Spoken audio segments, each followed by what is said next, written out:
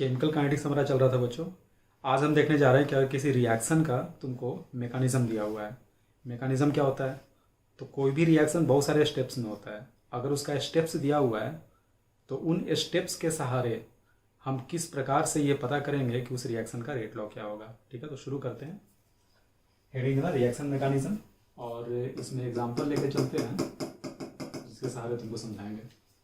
मान लो हमें रिएक्शन दिया है 2NO Br2 से रिएक्शन करता है और बनाता है 2NO Br। ये हमारा रिएक्शन है, नेट रिएक्शन। अब ये एक स्टेप में हुआ है या दो स्टेप में हुआ है या तीन स्टेप में हुआ है, ये पता चलेगा इस बात से कि इस रिएक्शन का मैकेनिज्म क्या है। ठीक है, तो सपोज करो तुमको मैकेनिज्म भी दिया हुआ है। जब भी तुमको इस तरह से रेट लॉ पूछेगा तो तुमको मैकेनिज्म दे देगा। तो मैकेनिज्म देखो क्या है। मैकेनिज्म ये है, स्टेप 1 में क्या हुआ कि हमारा NO जो है वो Br2 से रिएक्शन किया एक इक्विलिब्रियम के स्टेट में, और सपोज करो फॉरवर्ड डायरेक्शन का रेट कांस्टेंट K1 दिया है, बैकवर्ड का K2 दिया है, और यहाँ से बन गया NO Br2। ठीक है, ये सब सवाल में दिया हुआ है। और ये जो NO Br2 है ये NO के एक और मॉलिक्यूल से रिएक्शन किया है ना। ये इक्विलिब्रियम का स्टेप नहीं है, सिंगल स्टेप है। K3 रेट कांस्टेंट के साथ और बनाया 2NO Br। ठीक है, अगर तुम नोटिस करोगे, अगर तुम दोनों रिएक्शन को ऐड करोगे तो तुम नोटिस करोगे NO Br2 से NO Br2 कैंसिल हो गया। NO और NO ये दोनों मिलकर बना लिया 2NO। ये हो गया Br2 और प्रोडक्ट में आ गया 2NO Br। तो तुम नोटिस कर रहे हो कि हमारा ये जो रिएक्शन है, देखो सेम रिएक्शन आया, और ये रिएक्शन दो स्टेप में हुआ है। ये पहला स्टेप है जिसके बारे में तुमको जानकारी दे दिया कि ये स्टेप फास्ट है, और ये दूसरा स्टेप है जिसके बारे में तुमको सवाल में ही जानकारी दिया हुआ है कि ये स्लो स्टेप है। ठीक है, ये सवाल है तुम्हारा, ये पूरा का पूरा सवाल है। अब तुमको बोल रहा है कि इस रिएक्शन का मैकेनिज्म, इस मैकेनिज्म के सहारे इस रिएक्शन का रेट ऑफ रिएक्शन का इक्वेशन लिखो, यानी कि रेट लॉ इसका लिखो क्या होगा। ठीक है, तो सबसे पहले तो याद करो कि जो हमारा स्लो स्टेप होता है, स्लो स्टेप वही रिएक्शन के रेट को निर्धारित करता है। मान लो कि A है यहाँ पे, है ना, यहाँ पे A है, A से B बना, B से C बना और C से D बना। A से B 1 सेकंड में होता है, B से C 10 सेकंड में होता है, और C से D 2 सेकंड में होता है स्टेप। ठीक है, तो बहुत सारा A का मॉलिक्यूल होगा, बहुत सारा मॉलिक्यूल, और सारा का सारा मॉलिक्यूल जो है B में कन्वर्ट होगा, लेकिन जैसे B में कन्वर्ट होगा वहां पे जाकर रुक जाएगा, 10 सेकंड तक रुका रहेगा। तो होता यह है कि जो सबसे स्लो स्टेप होता है, मान लो कि 5 लोग कहीं जा रहे हैं। ठीक है, 5 लोग मान लो A पॉइंट से B पॉइंट पे जा रहे हैं, तो A पॉइंट से B पॉइंट पे जाने का जो समय होगा इस ग्रुप का सबसे फास्ट आदमी डिसाइड नहीं करेगा। अगर पांचों को ग्रुप में जाना है तो उसमें कोई बहुत फास्ट दौड़ेगा, कोई होगा जिसका एज ज्यादा है, हो सकता है कि बहुत स्लो चले, है ना, 60 साल के उम्र का कोई पर्सन है तो बहुत धीरे धीरे चल रहा है। तो अगर एज अ फैमिली वो लोग जा रहे हैं तो A पॉइंट से B पॉइंट तक जाने का जो समय है वो इस बात पे डिपेंड करेगा कि सबसे स्लो पर्सन कितने देर में उस डिस्टेंस को कवर करता है। उसी प्रकार से किसी भी रिएक्शन में जो रेट डिसाइड होता है वो उस स्टेप के सहारे डिसाइड होता है जो सबसे स्लो होता है ना। तो हमेशा याद रखना, slow step is the RDS, है ना। RDS का मतलब रेट डिटरमाइनिंग स्टेप। ठीक है, तो देखो, तो ये सेकेंड स्टेप हमारा स्लो स्टेप हो गया। तो जब हम रेट ऑफ रिएक्शन लिखेंगे, rate of reaction is equal to, तो रेट ऑफ रिएक्शन, इस रिएक्शन की हम बात कर रहे हैं, इस रिएक्शन का हम रेट लिख रहे हैं क्योंकि रिएक्शन हमारा यही है ओवरऑल। लेकिन जब इसका रेट हम लिखेंगे तो इसका रेट इस स्लो स्टेप के सहारे हम लिखेंगे। तो स्लो स्टेप के सहारे क्या लिखोगे, इस रिएक्शन का रेट लॉ से क्या लिखोगे। तो रेट लॉ क्या था, ये हमारा कॉम्प्लेक्स रिएक्शन है, ये इसका एलिमेंट्री स्टेप है, तो जो स्लो स्टेप है वो भी एक एलिमेंट्री स्टेप है। तो एलिमेंट्री स्टेप का तो रेट लिखना हमें आता है, rate constant K3 into reactant का कंसेंट्रेशन, है ना। तो क्या लिखेंगे, concentration of NO Br2 into concentration of NO Br2 का कोफिशिएंट 1 है, NO का कोफिशिएंट 1 है, तो पावर में 1 आया, क्योंकि ये जो स्टेप है ये एलिमेंट्री स्टेप है। तो जो ऑर्डर होगा वो कोफिशिएंट के बराबर होगा। यहां तक समझ गया। सबसे पहला चीज क्या बताया, जो तुमको स्लो स्टेप दिखे वहां से रेट ऑफ रिएक्शन लिख दो। तो रेट ऑफ रिएक्शन कैसे लिखोगे, रेट कांस्टेंट इनटू रिएक्शन का कंसंट्रेशन और पावर में आ जाएगा जो उसका कोफिशिएंट है। अगर यहाँ 2 होता तो पावर में 2 आ जाता। यहां तक आ गया समझ में। लेकिन एक गड़बड़ है। क्या गड़बड़ है, जो तुमने रेट ऑफ रिएक्शन लिखा है उसको तुम मैच कराओ अपने मेन रिएक्शन से। मेन रिएक्शन में जो जो कंपाउंड है वही कंपाउंड हमारे रेट लॉ में अपीयर होना चाहिए, इंटरमीडिएट उसमें कभी नहीं आता है। ठीक है, तो ध्यान से देखो तो हमारा जो रेट ऑफ रिएक्शन है उसमें NO तो है, NO यहां भी है, लेकिन इसमें NOBr2 आया है। क्या हमारे नेट रिएक्शन में कहीं भी NOBr2 है? तो NOBr2 कहीं है ही नहीं। NOBr है, Br2 है, NO है। तो तुमको NOBr2 को यहां से रिप्लेस करना होगा। तो इसको रिप्लेस कैसे करेंगे, तो जब भी तुम्हें इंटरमीडिएट, ये इंटरमीडिएट है, ध्यान से देखो, पहला स्टेप में NOBr2 बना और दूसरे स्टेप में वही NOBr2 कंज्यूम करके खत्म हो गया और NOBr दे दिया। तो NOBr2 ना ही रिएक्टेंट था ना ही प्रोडक्ट है। ये हमारा रिएक्टेंट है, ये हमारा प्रोडक्ट है। तो NOBr2 हमारा इंटरमीडिएट है जो in the course of reaction बनता है, उसके बाद ये कंज्यूम भी कर जाता है। ठीक है, तो तुमको NOBr2 को यहां से इस रेट लॉ से रिमूव करना होगा। तो रिमूव करने का तरीका क्या होता है, तो रिमूव करने के लिए क्या करो कि जो हमारा स्लो स्टेप था जिससे तुम रेट लॉ लिखे हो उसके ऊपर का रिएक्शन हमेशा तुम नोटिस करोगे इक्विलिब्रियम का स्टेप होगा और उसके इक्विलिब्रियम कांस्टेंट का एक्सप्रेशन लिख दो। तो हम इस रिएक्शन का अगर के इक्विलिब्रियम लिखें तो के इक्विलिब्रियम क्या होता है, पहले तो के इक्विलिब्रियम क्या होता है, के बटा के भी पढ़े हो है ना केमिकल इक्विलिब्रियम में, फॉरवर्ड डायरेक्शन का rate constant by backward direction का रेट कांस्टेंट। तो हम के इक्विलिब्रियम को लिखेंगे K1 divided by K2 is equal to, और के इक्विलिब्रियम को केमिकल इक्विलिब्रियम से क्या लिखोगे, प्रोडक्ट बाय रिएक्टेंट, यानी क्या NOBr2 divided by concentration of NO into concentration of Br2। हमारा एम क्या था, हम इसको रिप्लेस करना चाह रहे थे। तो यहां से निकाल लो NOBr2 कितना आ रहा है। तो यहां से अगर NOBr2 बराबर लिखोगे तो आ जाएगा K1 by K2 into NO into Br2। अब यहां से NOBr2 का वैल्यू यहाँ पे पुट कर दो। तो जैसे ही पुट करोगे देखो तो क्या आ गया, K3 K1 by K2 into NOBr2 की जगह पे NO इंटू Br2, तो NO और एक NO पहले से है तो NO स्क्वायर हो गया इंटू आ गया Br2, है ना। तो यही हमारा rate of reaction. Rate of reaction को और क्या लिख सकते हो, केमिकल काइनेटिक्स के फर्स्ट क्लास से डिसअपियरेंस और अपीयरेंस के टर्म में लिख सकते हो, लेकिन मेन रिएक्शन का तो हम इसको क्या लिख सकते हैं, NO के टर्म में लिखोगे तो क्या आएगा, -1/2 dNO/dt इज इक्वल टू, अगर Br2 के रेस्पेक्ट में लिखोगे तो minus dBr2 divided by dt, और अगर प्रोडक्ट के टर्म में लिखोगे तो 1/2 dNOBr बाई dt। और ये सारा का सारा किसके बराबर, तो ये बराबर हो गया K3 K1 बाई K2, इसे हम K' मान लेते हैं। ये हो गया K' इंटू NO का स्क्वायर इंटू Br2। तो यही हमारा रेट लॉ हो गया। ठीक है, ये हमारा रेट लॉ हुआ। कोई पूछेगा कि इस रिएक्शन का ऑर्डर कितना आया, तो 2 और 1 3 आया। ठीक है, यहाँ पे कोफिशिएंट 2 और 1 है, लेकिन ये इत्तेफाक है, जरूरी नहीं है। मैकेनिज्म अगर चेंज कर गया तो हो सकता है कि हमारा पावर भी चेंज कर जाता है। ठीक है, जो कि हम आगे देखेंगे ही देखेंगे। तो और क्या क्या है यहाँ पे, जो हमारा K' है ये ओवरऑल रेट कांस्टेंट है इस कॉम्प्लेक्स रिएक्शन का, है ना, जहाँ पे K' का वैल्यू कितने के बराबर, K3 K1 बाई K2 के बराबर। ठीक है, इतना नोट करो। देखो यहाँ पे 2 चीज आया, हमने रेट लॉ को लिखने के लिए 2 कॉन्सेप्ट इस्तेमाल किया। पहले स्लो स्टेप के सहारे रेट ऑफ रिएक्शन लिखो, फिर स्लो के ऊपर वाले स्टेप के सहारे के इक्विलिब्रियम का एक्सप्रेशन लिख के इंटरमीडिएट को रिप्लेस कर दो। बस ये 2 स्टेप में तुम्हारा काम हमेशा हो जाएगा। ठीक है, नोट करो इतना पहले। अब देखो बच्चों, हमारा K' क्या आया था, तो हमारा K' आया K3 K1 बाई K2। अगर आर्हेनियस इक्वेशन से हम तीनों का वैल्यू पुट कर दें तो K बराबर क्या होता है, A e to the power minus E by RT, ये होता है। वैल्यू पुट कर दो तो ये क्या आ जाएगा, A3 A1 by A2 e to the power, direct लिख रहे हैं, है ना। एक्टिवेशन एनर्जी K3 का E3, इसका E1, इसका E2 मान रहे हैं, चाहे E3 K1 ऊपर में है तो यहाँ पे हो जाएगा E2, और ये नीचे में है तो ये हो जाएगा माइनस, सॉरी यहाँ E1 आएगा ऊपर में है तो, है ना, 3 और 1 ऊपर में है तो E3 और E1 ऊपर में होगा और माइनस हो जाएगा E2 divided by RT।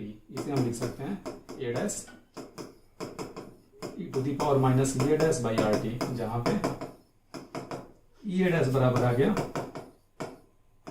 E3 plus E1 minus E2 आ गया। ठीक है, तो कॉम्प्लेक्स रिएक्शन का अगर ओवरऑल एक्टिवेशन एनर्जी पूछेगा, ओवरऑल है ना, जिसका कोई मतलब नहीं होता एक्चुअल एक्टिवेशन एनर्जी से, ये बिल्कुल थियोरेटिकल है। एक्चुअल एक्टिवेशन एनर्जी वो एनर्जी था जो देने पर रिएक्शन हो।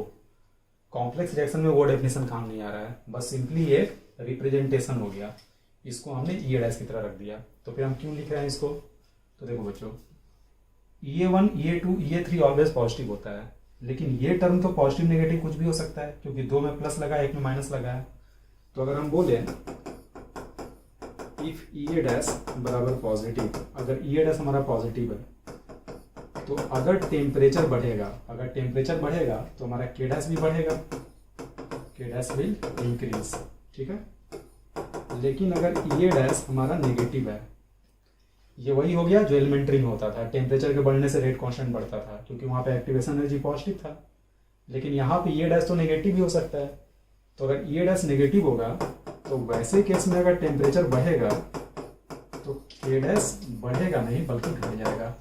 इसलिए हम बोलते हैं कि टेम्परेचर के बढ़ने से, है ना, कॉम्प्लेक्स रिएक्शन का if temperature increases rate constant of complex reaction might increase or decrease और will not change भी हो सकता है ना, जब इसका वैल्यू 0 हो जाएगा तब।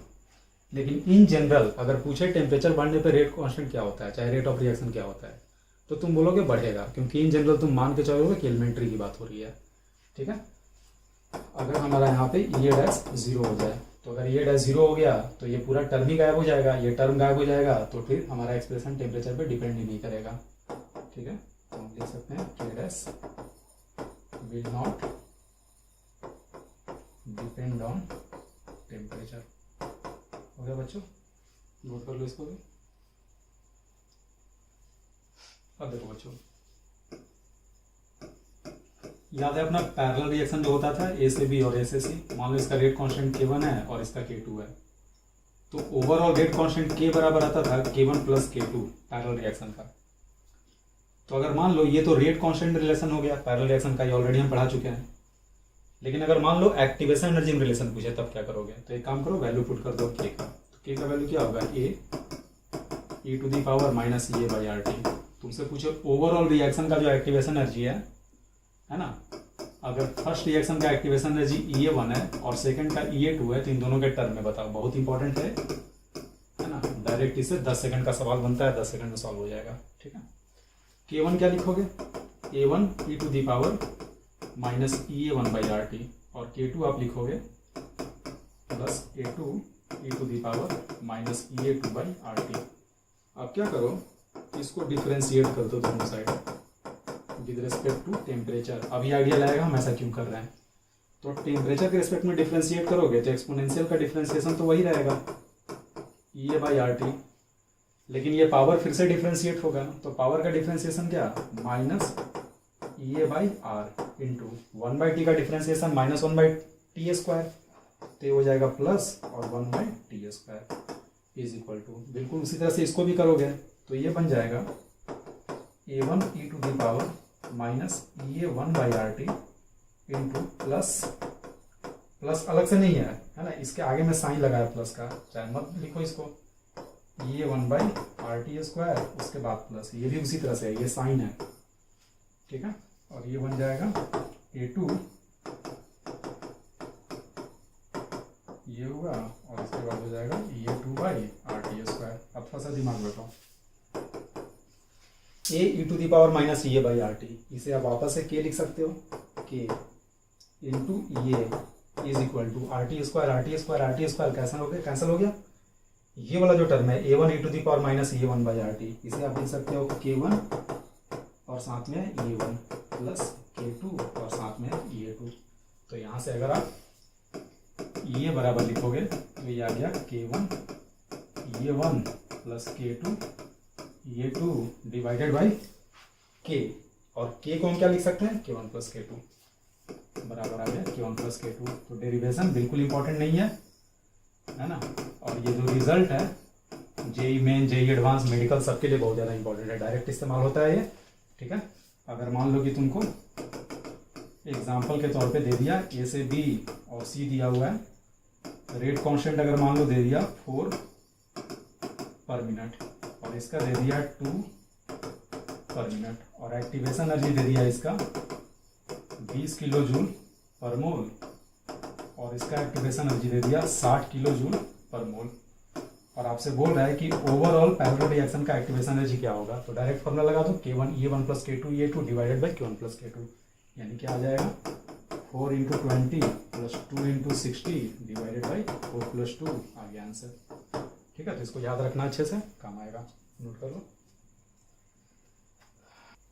देखो बच्चों, जरा इस रिएक्शन का देखा जाए, रेट लॉ क्या होगा। ठीक, तो बताओ क्या करें, पहले स्लो स्टेप के सहारे लिखोगे, तो रेट ऑफ रिएक्शन क्या होगा, है ना। रेट ऑफ रिएक्शन नहीं लिख के एग्जाम में ये भी बोल सकता है कि बताओ -1/2 DO3/dt का वैल्यू क्या होगा, चाहे 1/3 DO2/dt का वैल्यू क्या होगा, क्योंकि फर्स्ट क्लास से रेट ऑफ रिएक्शन को हम ये दोनों लिख सकते हैं, क्योंकि हमारा मेन कॉम्प्लेक्स रिएक्शन ये है, चाहे ये है तो O3 के रेस्पेक्ट में ये लिखोगे, O2 के रेस्पेक्ट में ये लिखोगे। चाहे केवल ये पूछ सकता है तो पहले हम रेट लॉ निकालेंगे, फिर 2 को दूसरे साइड लेके चले जाएंगे। ठीक है, तो चलो काम की बात आगे बढ़ते हैं। तो स्लो स्टेप से लिखा जाए तो क्या लिखोगे, K3 times O3 times O, ऐसा हमने लिख दिया। अब देखो इसमें किसको रिप्लेस करें, तो हमारा मेन रिएक्शन ये है, तो इसमें ओजोन है और ऑक्सीजन है। ओजोन तो आ गया, लेकिन ये इंटरमीडिएट है जिसको रिप्लेस करना है। रिप्लेस कैसे करते हैं, इक्विलिब्रियम के स्टेप से। तो यहां से लिखा जाए K इक्विलिब्रियम बराबर K1/K2। अगर K1 K2 नहीं देगा तो सीधे K इक्विलिब्रियम दिया रहेगा, अगर वो भी नहीं दिया तो अपनी मर्जी से कांस्टेंट मान लेना, क्योंकि रेट लॉ में मेन टर्म ये होता है, कांस्टेंट तो कुछ भी हो सकता है।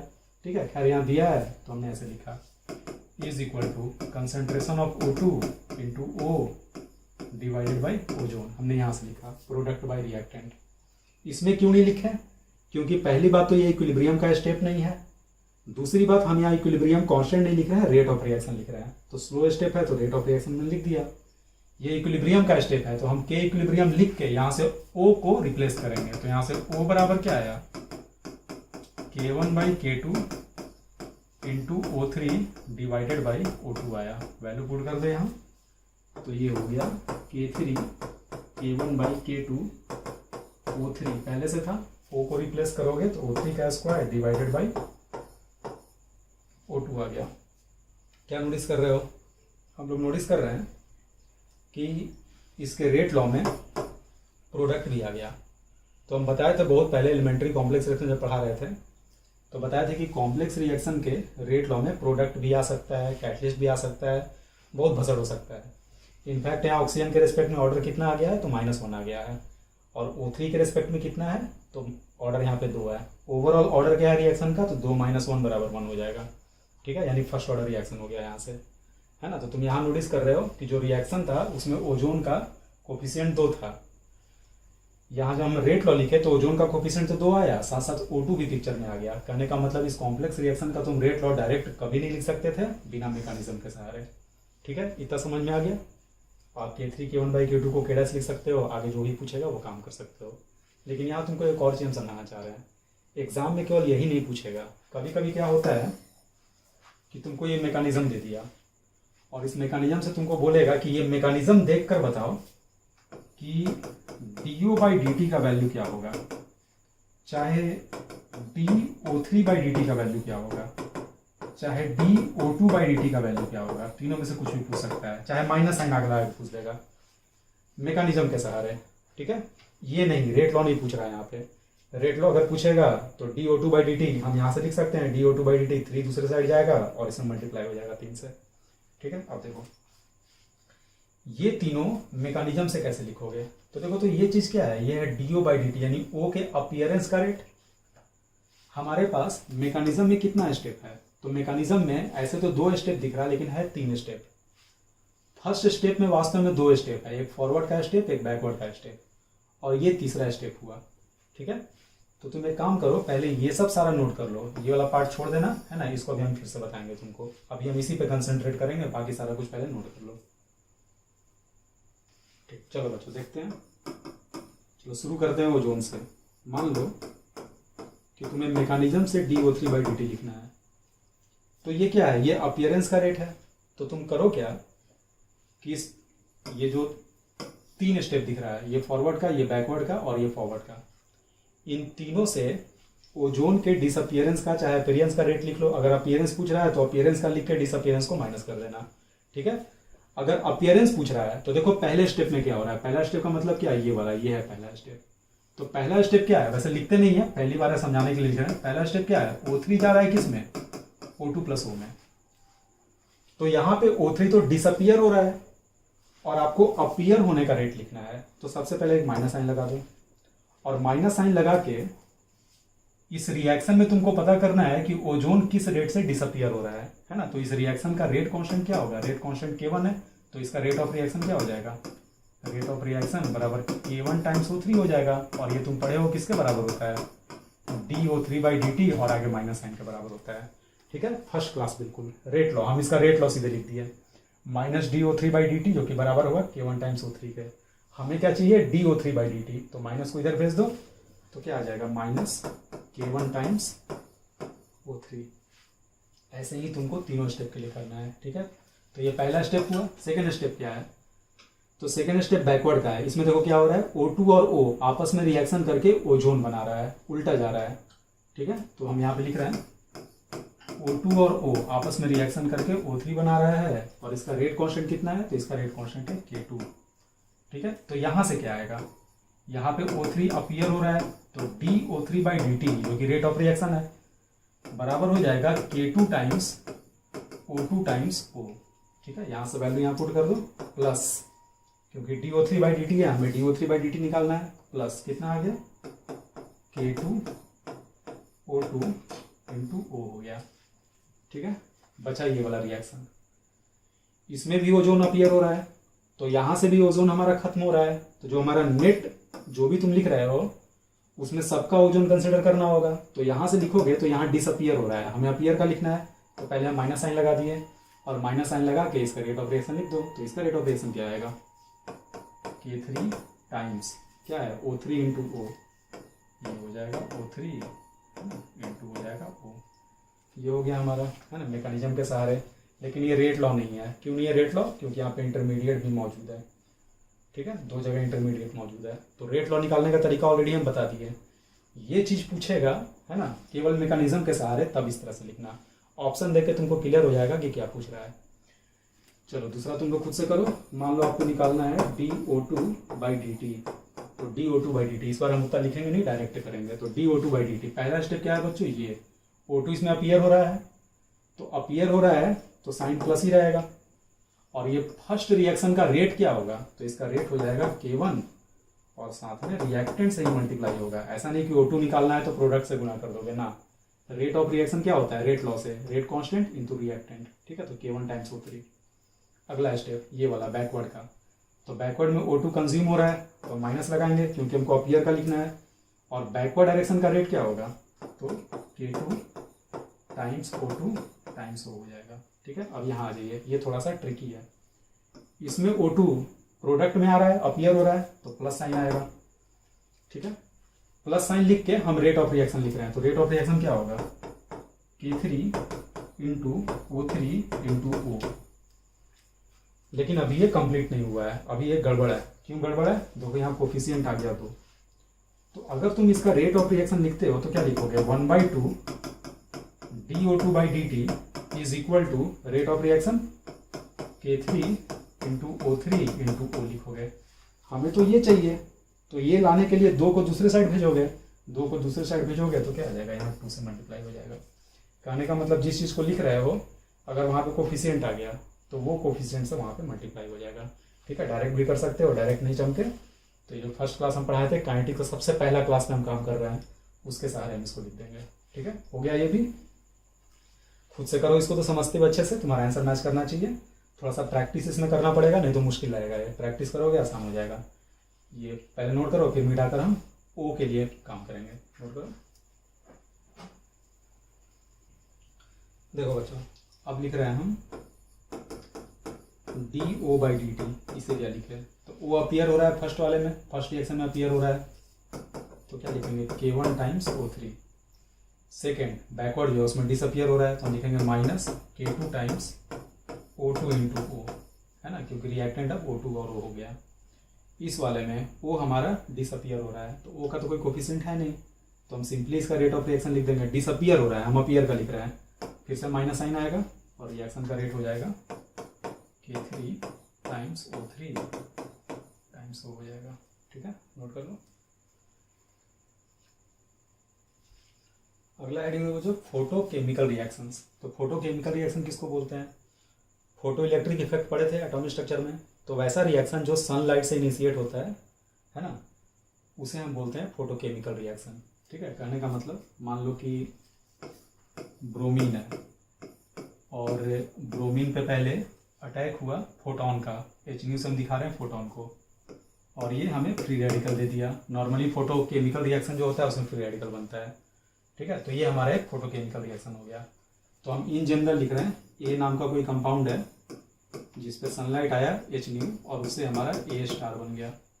तो एक बात बताओ, फोटो इलेक्ट्रिक इफेक्ट पड़े हो, वहाँ क्या होता था, कितना भी बड़ा मेटल का सरफेस हो, है ना, वहाँ पे मेटल का 10 का पावर 20 25 कितना भी एटम हो, लेकिन जितना फोटोन उससे टकराएगा उतना ही एटम हमारा रिएक्शन करेगा। जैसे ब्रोमीन है और एक फोटोन जब इससे टकराएगा तो एनर्जी अपना देगा और इसका बॉन्ड ब्रेक कर देगा।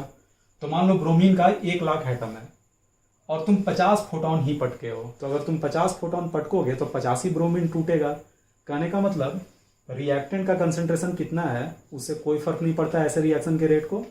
ऐसे रिएक्शन का रेट इस बात पे डिपेंड करता है कि फोटोन का संख्या कितना है, और फोटोन का संख्या डिपेंड करता है इंटेंसिटी ऑफ लाइट के, है ना। कहने का मतलब इंटेंसिटी ऑफ लाइट जितना ज़्यादा होगा रिएक्शन का रेट उतना ही ज़्यादा होगा। ठीक है, तो हम लिख सकते हैं कि फोटोकेमिकल रिएक्शंस, चाहे रेट ऑफ लिख दो आगे में, rate of photochemical reactions depend upon number of photons hence intensity of light. ठीक है, इंटेंसिटी ऑफ लाइट पे डिपेंड करता है, तो हम लिख सकते हैं rate of reaction is proportional to intensity of light. चाहे अगर इक्वलिटी लगाओगे तो रेट कांस्टेंट K आ गया, और यहाँ पे हम I लिख रहे हैं, जहाँ पे I क्या है तो इंटेंसिटी ऑफ लाइट है। Sorry,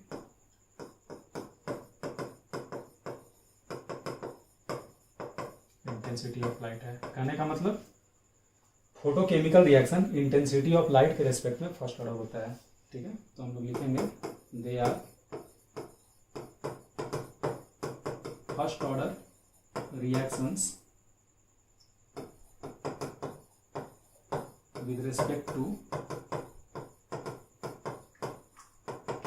intensity of light. लेकिन एक बात बताओ, अगर लाइट का सोर्स हमारा फिक्स है, लाइट का अगर सोर्स फिक्स है, इंटेंसिटी सपोज करो चेंज नहीं कर रहा है, सोर्स फिक्स रहे चाहे नहीं रहे, इंटेंसिटी चेंज नहीं कर रहा है, तो अगर इंटेंसिटी चेंज नहीं कर रहा तो I कांस्टेंट हो जाएगा, तो I भी कांस्टेंट K भी कांस्टेंट, तो ये पूरा का पूरा कांस्टेंट, और रेट जब कांस्टेंट होता है तो उसे हम बोलते हैं जीरो ऑर्डर रिएक्शन। तो हम ये कमेंट कर सकते हैं कि if intensity of light is constant then it will be a zero order reaction। तो इसमें कोई खास नहीं पढ़ना है, बस यही दिमाग में रखना है, इससे रिलेटेड हल्का फुल्का सवाल भी कभी पूछा है तो पूछा है। ठीक है, नोट कर लो। अगला हेडिंग दो बच्चों सीक्वेंशियल रिएक्शंस। तो देखो सीक्वेंशियल रिएक्शन हमारे सिलेबस में है नहीं, हमको पढ़ना नहीं है, इससे सवाल भी नहीं पूछता है। बस एक छोटा सा पॉइंट हम इसमें तुमको बताना चाह रहे हैं, उसी के लिए हम इसको कंसिडर कर रहे हैं। छोटा सा टॉपिक है, लास्ट टॉपिक है काइनेटिक्स का, है ना, उसको याद रखना। तो पहले समझ लो सीक्वेंशियल रिएक्शन होता क्या है। तो मान लो A गया B में और B फर्दर टूट के चला गया C में, इसी को बोलते हैं सीक्वेंशियल रिएक्शन। A से B का रेट कांस्टेंट K1 है, B से C का रेट कांस्टेंट K2 है। ठीक है। तो जरूरत तो नहीं है लेकिन लिख लो, अगर मान लो हम ए का डिसअपियर होने का रेट लिखें तो minus D A by D T क्या आएगा, ए जा रहा है बी में तो minus D A by D T हो जाएगा K1 टाइम्स रिएक्टेंट यानी ए हो जाएगा। तो ये तो तुम फर्स्ट ऑर्डर में देखे थे, यहाँ से अगर ए टी बराबर लिखोगे तो आ जाएगा a nought e to the power minus K1 t। तो ये आसान है इसलिए इक्वेशन हम लिख दिए। अगर b के लिए लिखोगे dv बाई डी टी तो तुम ध्यान दो b फर्स्ट वाले स्टेप में अपीयर हो रहा है ए से बी में, लेकिन b से c में डिसअपियर हो रहा है। तुमको ओवरऑल अपीयर का रेट लिखना है तो अपीयर में से डिसअपियर को घटा दोगे। क्लास में 5 बच्चा आया है ना और 2 बच्चा बाहर निकल गया, तो ओवरऑल क्लास में बच्चा आ रहा है, कितना बच्चा आ रहा है, तो तुम बोलोगे 3 बच्चा आ रहा है, आने वाला में से जाने वाला को माइनस कर दोगे। तो अगर हम b के अपीयर होने का रेट लिखें तो अपीयर किस रेट से हो रहा है, फर्स्ट वाले रिएक्शन से यानी K1 टाइम्स ए से, और डिसअपियर किससे हो रहा है, तो डिसअपियर हो रहा है K2 टाइम्स बी से। लेकिन अभी सिखाए थे हम अपीयर का लिखे हैं लेकिन यहाँ डिसअपियर हो रहा है तो यहाँ माइनस साइन लगा देंगे। इसी को आगे अगर तुम इंटीग्रेट करोगे तो बहुत गंदा सा एक इक्वेशन आता है, इसको हम नहीं लिख रहे हैं क्योंकि वो पढ़ना नहीं है, ठीक है। अगर सी के लिए लिखोगे तो सी केवल अपीयर हो रहा है तो आ जाएगा D C by D T बराबर बी से सी रिएक्शन का रेट क्या होगा, K2 टाइम्स बी हो जाएगा। तो देखो हो क्या रहा है, शुरू में ए बी में कन्वर्ट होगा फिर बी कन्वर्ट होगा सी में, क्योंकि ये फर्स्ट ऑर्डर, मान लो ये फर्स्ट ऑर्डर रिएक्शन है तो फर्स्ट ऑर्डर रिएक्शन इन्फिनिटी पे कंप्लीट होता है। तो इन्फिनिटी पे क्या होगा, ए पूरी तरह से बी में कन्वर्ट हो जाएगा और बी भी पूरी तरह से सी में कन्वर्ट हो जाएगा। कहने का मतलब रिएक्शन के शुरुआत में केवल ए था, रिएक्शन के लास्ट में केवल सी है। हमारा इंटरमीडिएट ना ही शुरू में था ना ही लास्ट में है, वो बीच में बस बना है। कहने का मतलब बी जो है in the course of reaction बनना शुरू हुआ, ए से बी बनता गया और बी वापस सी में कन्वर्ट होता गया। तो क्या हम ये कमेंट कर सकते हैं कि 0 टाइम से इन्फिनिटी के बीच में बी का जो भी वैल्यू है कहीं ना कहीं बी मैक्सिमा अटेंड करेगा। तो बी किस समय मैक्सिमा अटेंड करता है, बस ये इंपॉर्टेंट है, इसको तुम याद रखना, ठीक है। तो हम लिख रहे हैं टी मैक्स। टी मैक्स क्या है, time at which B becomes maximum, है ना। ये वो टाइम है जब बी मैक्सिमम हो जाता है और ये टाइम होता क्या है, तो ये टाइम होता है ln K1 by K2 divided by K1 minus K2। ये सीधे आप रट जाना, ठीक है। वैसे तो सिलेबस में नहीं है, बाद में टाइम बचेगा तो सीक्वेंशियल रिएक्शन का लेक्चर हम तैयार कर देंगे, 2 लेक्चर लगेगा इसमें, ठीक है। क्योंकि डेरिवेशन जो है वो बहुत बड़ा बड़ा जाता है, बिल्कुल किसी काम का नहीं है, लेकिन अगर पढ़ना है तो हम बना देंगे उसका लेक्चर, ठीक है। तो ये तुम याद रखना, K1 ऊपर K2 नीचे, ये कोई इंपॉर्टेंट नहीं है, बस इतना याद रखना ऑर्डर सेम हो, K1 बाई K2 तो यहाँ K1 माइनस K2। अगर इसको उल्टा कर दोगे K2 बाई K1 तो आगे एक माइनस साइन आएगा और माइनस जब नीचे जाएगा तो K2 बाई K1 हो जाएगा, K2 माइनस K1 हो जाएगा। यानी हम इसको ऐसे भी लिख सकते हैं ln K2 by K1 divided by K2 minus K1, ठीक है। तो ये बस याद रखना, वह समय जब भी मैक्सिमम होता है ln K2 by K1 upon K2 minus K1, ठीक है, नोट कर लो। तो बच्चों केमिकल काइनेटिक्स हमारा पूरी तरह से खत्म हो गया है ना, आज की क्लास भी हमारी खत्म हुई, ठीक है। कॉपी अच्छे से रिवाइज करना, कमांड करना, बहुत ही आसान चैप्टर है और इससे सवाल आता ही आता है और आसानी से बन जाता है, ठीक है। तो मिलते हैं अगले क्लास में।